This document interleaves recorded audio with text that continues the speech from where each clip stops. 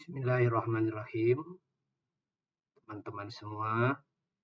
Saya Meridian Juniarta akan menjelaskan tentang sebuah tahapan pada research method, yaitu membuat studi literatur dibantu reference manager. Di akhir saya akan membuat sebuah contoh bagaimana studi literatur berjudul over budget pada lamsam proyek konstruksi disusun dengan dibantu oleh sebuah software reference manager bernama Zotero, sebuah open source. Saya Meridian Juniarta, nomor induk mahasiswa 21122247108. Pertama-tama, presentasi ini akan membuat sebuah contoh kasus penyusunan literatur dari over budget pada lamsam project, di mana kasus ini sering terjadi pada setiap project. Kendalanya adalah berakar pada sebuah out of scope yang tidak diakomodir dalam adendum kontrak. Untuk itu kami akan menyusun studi literaturnya sesuai dengan tugas. Terdapat 10 jurnal yang harus kami minimal ya, yang harus kami download, dan kemudian akan kami organisir melalui literatur reference atau reference manager. Kami pilih Zotero. Reference manager adalah tools untuk meningkatkan efisiensi kegiatan riset ya, meningkatkan akurasinya dalam citasi jurnal.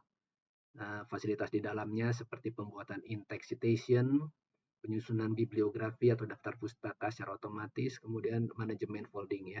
Jurnal-jurnal kita kelompokkan sesuai dengan topiknya. Nanti kita akan mendapatkan efisiensi yang sangat banyak.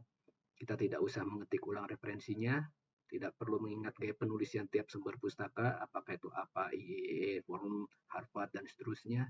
Kemudian daftar pustaka disusun secara manual, secara otomatis maksudnya ya. Maaf, salah ketik, mengikuti kutipan nama autor, maka akan muncul jurnal tersebut dalam bibliografi. Teman-teman sekalian, terdapat juga manajemen jurnal yang sangat terbantu ya dengan Zotero. Metadatanya bisa kita kumpulkan. Peneliti dapat mengelompokkan jurnal sesuai kriteria yang diinginkan dan dapat menyimpan jurnal di cloud storage ya, baik Zotero maupun Mendeley ya. Sorry, ini saya asalnya pakai Mendeley lalu saya rubah ke Zotero karena masalah login, sehingga nanti kita bisa kolaborasi di cloud storage ya.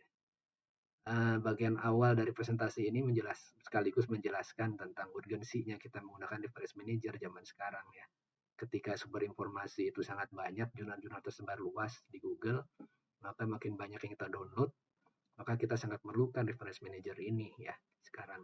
Dibanding kalau kita tidak menggunakan reference manager, bagaimana tuh resikonya? Pertama, ada kesalahan dalam melakukan citasi ya. Dulu mungkin terjadi ini ya, in-text citation-nya salah, gaya kutipnya tidak konsisten, kadang-kadang APA, kadang-kadang IEEE. Nah, yang kedua, inefisiensi waktu untuk proses yang tidak substansial, editing manual, bila terjadi perubahan nama referensi, ya sulit melacak sumber kutipan. Kalau menggunakan manajer referensi kan kita bisa searching di metanya itu ya teman-teman ya. Nah, baiklah contoh studi literaturnya over budget pada lamsam proyek konstruksi. Pertama-tama teman-teman, saya menggoogling dulu overrun cost project konstruksi. Maaf, ini Google Scholar teman-teman ya. Google Scholar. Ini saya cari di sini. Overrun budget pada proyek konstruksi. Ini kita lihat contohnya. Di sini ada penyebab. Nah, seperti ini. Kajian penyebab cost overrun pada konstruksi gedung dan seterusnya. Dari sini saya pilih 10 yang kira-kira secara titling paling mendekati topik saya. Pada akhirnya, anggaplah ini nanti saya download, saya sudah mendapatkan 10 jurnal ya, teman-teman di sini. Nah, ini mungkin tidak bisa terbaca ini apa ya. Nah, kita akan melihat kontennya satu persatu melalui Zotero. Dari Zotero saya impor sebagai berikut. Cara impornya, nanti di sini teman-teman bisa new item gitu ya, book atau jurnal artikel seperti ini. Oh sorry teman-teman. Nanti teman-teman bisa drag and drop dari sini masuk ke manager file di sini, kemudian akan muncul. Nah, ini akan di view sebagai jurnal. Kemudian di sini teman-teman bisa lihat tuh metanya. Judulnya apa, autornya siapa, dan seterusnya. Kemudian teman-teman pasti perlu membuat bibliografi ya dari jurnal ini semua. Kita gini caranya teman-teman ya. Klik kanan, lalu create bibliografi from items gitu. Kita pilih APA 7 edition, berbahasa Indonesia, save as RTF, oke. Nah, ini saya pilih aja di sini. Nah, teman-teman bisa lihat hasilnya seperti ini. Nah, ini sangat rapi ya teman-teman ya, sesuai dengan forum APA 7 secara konsisten. Nah, oke teman-teman. Selanjutnya, bagaimana cara kita membuat konten disertai in-text citation-nya di sini. Di sini ada Zotero, di sini add citation, APA7, nah, bahasa Indonesia dan seterusnya. Oke. Nah, ini saya tinggal buat aja di sini. Saya pilih, misalnya saya pilih artikel pertama. In-text citation-nya seperti ini. Nah, seperti itu.